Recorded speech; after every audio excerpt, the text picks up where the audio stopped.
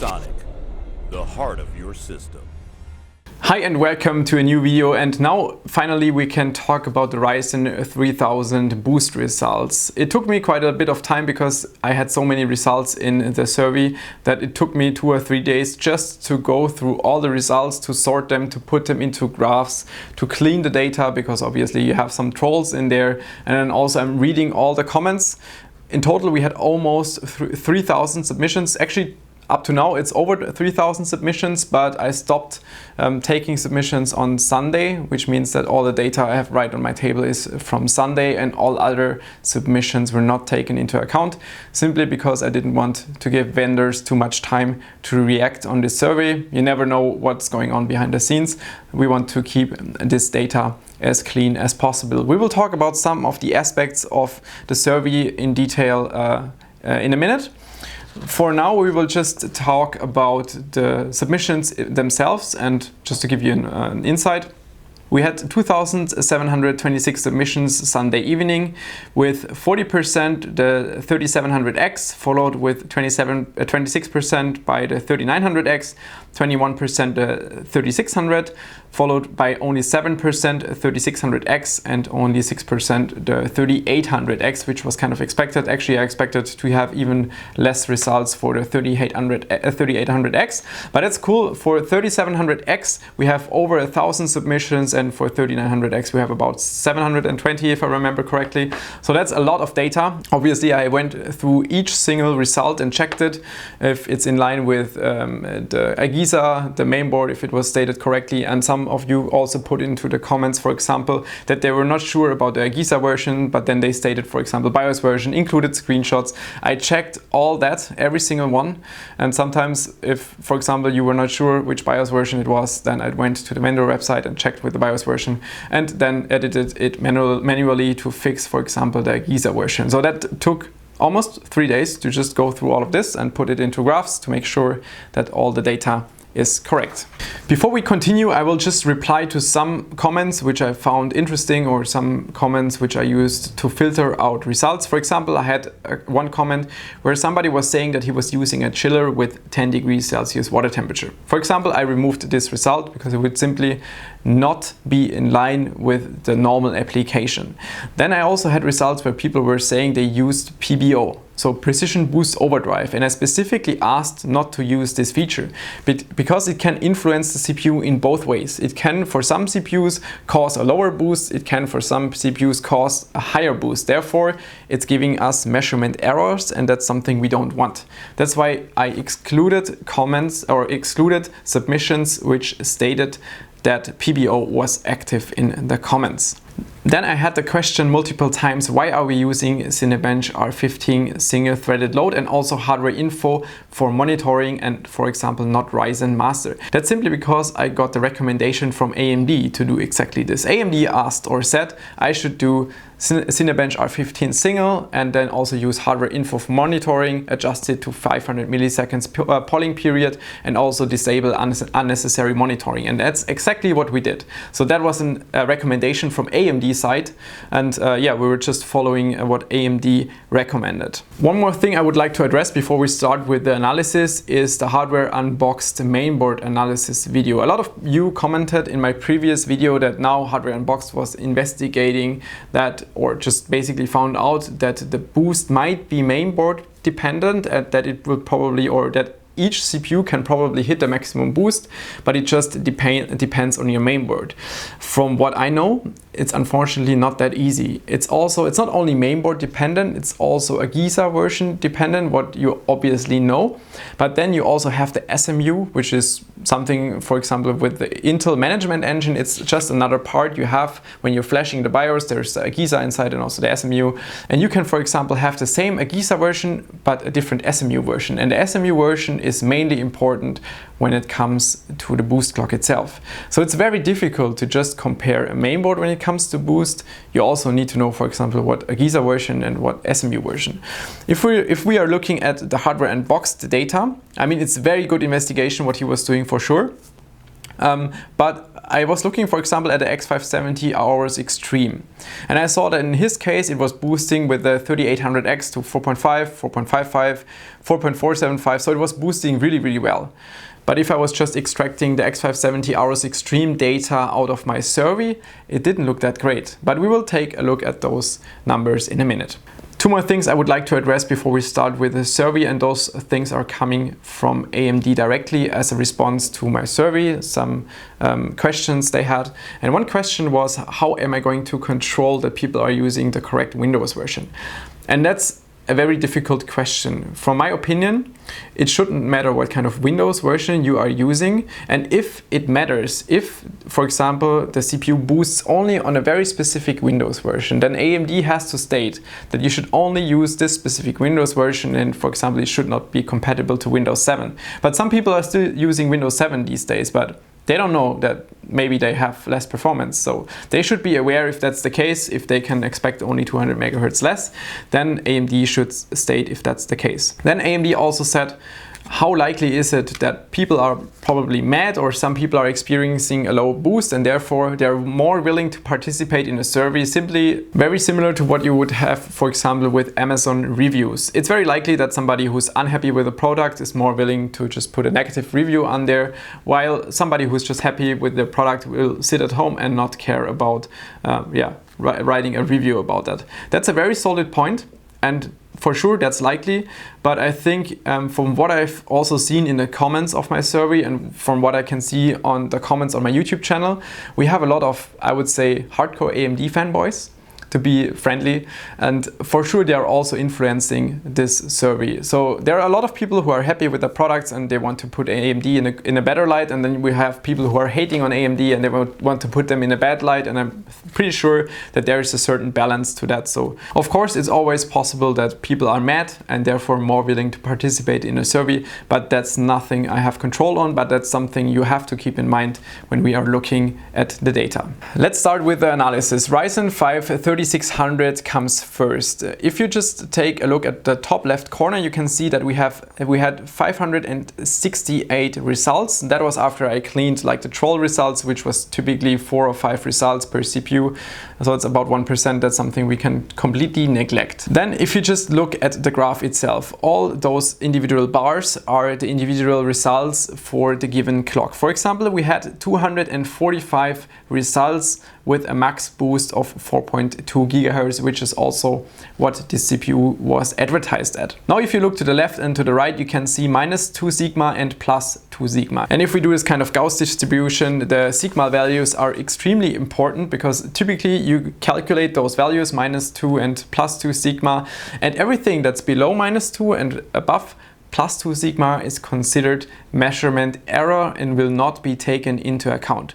That's mainly because they are either measurement error or they're just handed in wrong into the survey. That's why when you do this kind of analysis, that's something you learn at university. You always, even if it's like a technical analysis, for example, you're doing some CNC work and you're manufacturing 1,000 parts and you're measuring, let's say, the tolerance of the parts, then you will also get this kind of Gauss distribution, and it's very helpful for analysis, for example, for mass production parts. That's something you always do, and that's why we're also in this case doing the -2 and +2 sigma, because it's really important.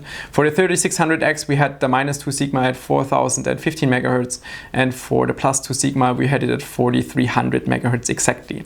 So everything above 4300, for example, we had one result you can see on the bottom right with 4400, one result with 4375. Those are considered measurement tolerance. But it's not only the positive results, but also the ones that are extremely negative, where, I don't know, like a mainboard is doing something wrong, or you have some obscure BIOS bug.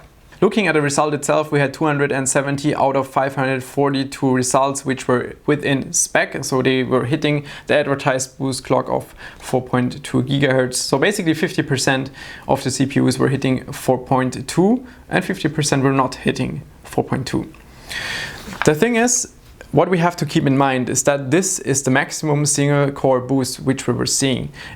If you participated and if you did the measurement for this survey, you also experienced this, that for example, one CPU is boosting to 4.4, but only for a second, then it goes back down to 4.35, 4.3, 4.35, maybe for a second back to 4.4, but the maximum boost is not what we have during the benchmark typically all of the time, but we're still only taking a look at the best case scenario. But even in the best case scenario, only 50% of the 3600 were hitting the advertised boost or above. And now it's getting more interesting because we're taking a look at the 3600X and we're ramping up because all the following CPUs will have an even higher advertised boost. For 3600X we had 190 results, minus 2 sigma 4143, plus 2 sigma 4497. You can always take a look at those charts by just pausing the video. 180 out of 190 results were considered valid because 10 results were below or above the minus and plus 2 sigma. If we're taking a look at the boost itself, only 17 out of 180 results were hitting the advertised boost or above. 3 were above with 4425 and 4450. 14 CPUs were hitting the 4400, and yeah, 90% of the CPUs for the 3600X were not hitting the advertised boost of 4.4 GHz. 3700X, and probably also the most important results for this survey because it's with the most results, over 1000 results, minus 2 sigma 4211, plus 2 sigma 4277. You can see a lot of results which were underneath, like 2 results at 4050, which, yeah, you can see that something there is wrong, but above the plus 2 sigma we only had very little amount of results, like 1 at 4.675, and those results are considered invalid. 1036 out of 1087 results were considered valid, going by the Gauss distribution. And looking at the boost itself, 153 out of 1039 CPUs, that's only 14.7%, were hitting the advertised boost or above. We had 19 CPUs hitting above the advertised boost, still within the plus 2 sigma. If we were stretching the plus 2 sigma a bit, there would be 5 more results, so 4.5 GHz. Maybe that's still valid, but yeah, the majority, 85% of the CPUs were not hitting the advertised boost for the 3700X. Most of them were hitting 4375, which you can see it's 415 results. And some people might argue, but isn't that already 4.4 GHz? No, it's not. You cannot do that. You cannot just round up and argue that this is 4.4, especially considering that we're taking a look at the max single core boost in typical application, and even during single threaded load like Cinebench R15, your boost is lower. So all those people who are saying, okay, 4375 is what we saw max, most of the time they will have like 4325 or 4300 during Cinebench R15. That's why we cannot simply round up. That's not how it works. Next CPU is the 3800X, which was my biggest hope, mainly because AMD is saying it's a higher bin 3700X. So I was assuming that, yeah, it has still 8 cores. It was a higher bin than the 3700X. So I had hope that more of those CPUs would reach the advertised boost. However, we also only have 159 results with the 3800X, which was obvious because it's kind of a useless CPU I wouldn't recommend to buy. 150 out of the 159 results are considered valid. You can see some down below, like 4150, 4175 megahertz. Clearly there's something completely wrong, for example, with the mainboard BIOS, but everything above seems to be kind of in line with what we've seen previously. 39 CPUs hit the advertised boost or above, equaling about 75% not hitting the boost. Again, a lot of CPUs were really, really close. 4475, you can see 48 results, but again, most of those CPUs will not maintain the boost during the benchmark, so we cannot just round up.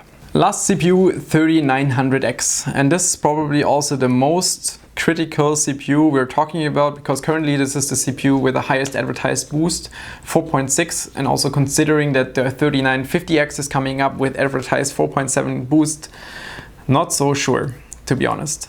We had 722 results, minus 2 sigma 4238, plus 2 sigma 4711. I think there was no result above because the highest max I can see is 4700, but that's just how the Gauss distribution works. You can see a lot of results were underneath, like 4025, 4050. Obviously there's something wrong with the BIOS, or I don't know, with the setup itself. That's why those results are considered invalid.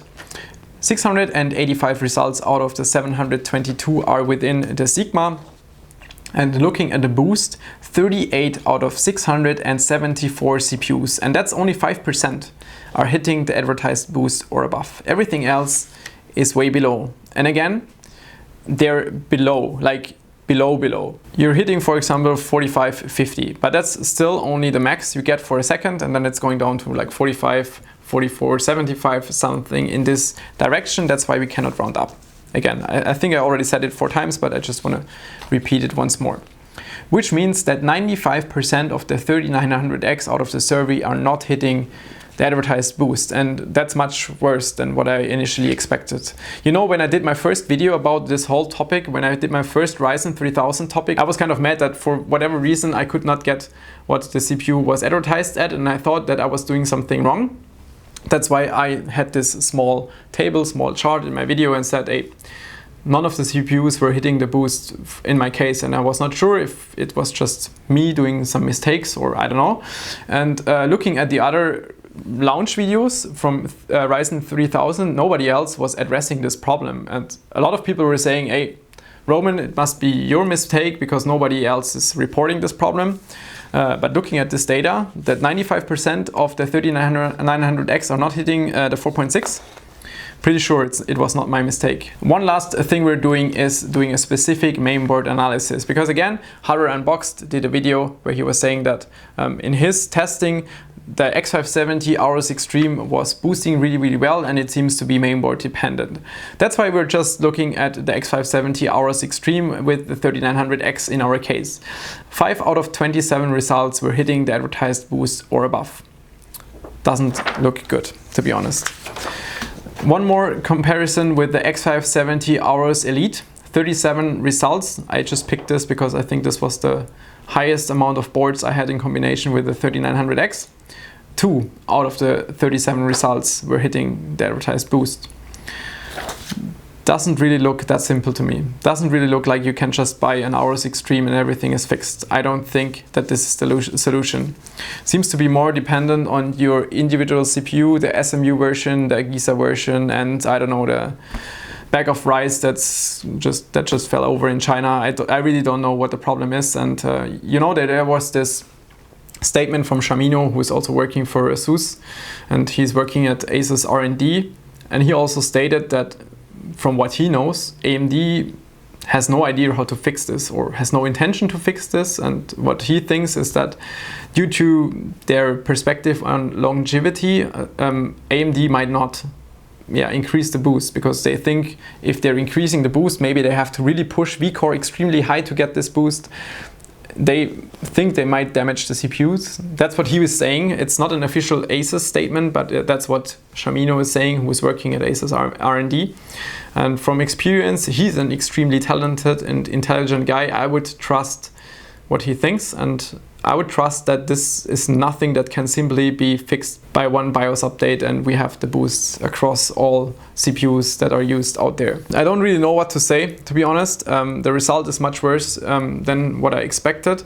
Again, keep in mind what I said at the beginning when we were doing a public survey, what can be the negative influence about this, but I'm pretty sure that I was not wrong, that the CPUs in general just cannot hit the boost, and probably it's just the silicon quality is maybe not good enough. Again, I clearly want to state, I absolutely recommend buying those CPUs. If you're especially like a content creator and you don't have that much money, you're going for a 3600, if you have like unlimited budget, then you should maybe consider the 3900X over a 9900K, simply because you get so much more multi-threading performance for the money.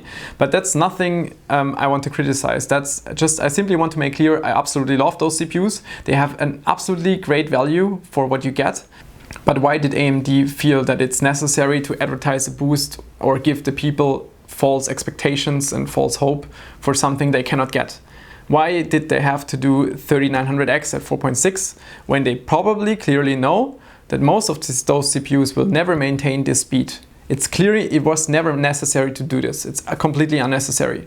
The CPUs are good enough the way they are. They deliver and they're good, but those frequency values are just completely wrong. Let me know what you think about those results. If you want to see more data I should pull out of the survey, like very special analysis, let me know down in the comments below. See you soon.